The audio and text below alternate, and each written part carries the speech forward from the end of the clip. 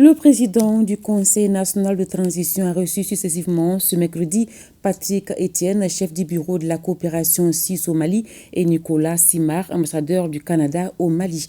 La coopération qu'entretiennent nos États au menu des échanges. Avec les deux personnalités, il a été aussi question d'investissement dans certains secteurs clés de notre économie comme les mines ou encore les énergies renouvelables. Yanyalou Traoré. Deux partenaires stratégiques au Conseil national de transition, la Suisse et le Canada. Une coopération de longue date dans divers domaines de développement accentuée aujourd'hui à cause de la crise multidimensionnelle qui traverse notre pays. La paix, de la sécurité au Mali sont les domaines de prédilection des deux pays. Téné, le Canada concentre son aide sur trois axes principaux, à savoir le renforcement des services sociaux de base en santé et en éducation, le renforcement de la résilience face au changement climatique à travers le développement rural et la consolidation de la gouvernance inclusive pour restaurer la démocratie. Nous avons eu des échanges extrêmement fructueux avec le président du CNT. Je pense que c'est une première rencontre et nous espérons qu'il y en aura régulièrement sur différents sujets, que ce soit des sujets politiques, économiques, de coopération. Le Canada est très présent dans le secteur minier. On veut également développer le secteur de l'énergie renouvelable. Le Canada est un leader mondial dans le domaine de l'énergie renouvelable. Il y a de l'intérêt de la part des entreprises canadiennes à collaborer avec des entreprises maliennes.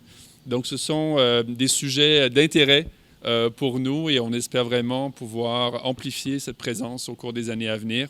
Une vigoureuse poignée de main du président Diao pour sceller davantage le fructueux échange passé avec le chef de bureau de la coopération suisse au Mali. C'est depuis les années 61, au lendemain de notre indépendance, que le pays helvétique a établi une précieuse collaboration avec le nôtre. Aujourd'hui, la Suisse se focalise plus sur la sécurité et la stabilité par le biais de sa politique de paix matérialisée par le Centre pour la gouvernance du secteur de la sécurité. Le Mali, dans son processus de refondation enclenché sous le leadership des autorités de la transition, bénéficie de l'accompagnement suisse. C'était l'occasion de renouveler l'état des relations entre la Suisse et le Mali qui sont très bonnes. La Suisse est présente depuis 46 ans au Mali. Elle a toujours été présente, même durant les crises les plus aiguës que le pays a traversé. La Suisse travaille beaucoup dans les régions, on appuie beaucoup la capacité des acteurs à délivrer des services de base pour tous les gens qui subissent de façon très aiguë les différentes crises.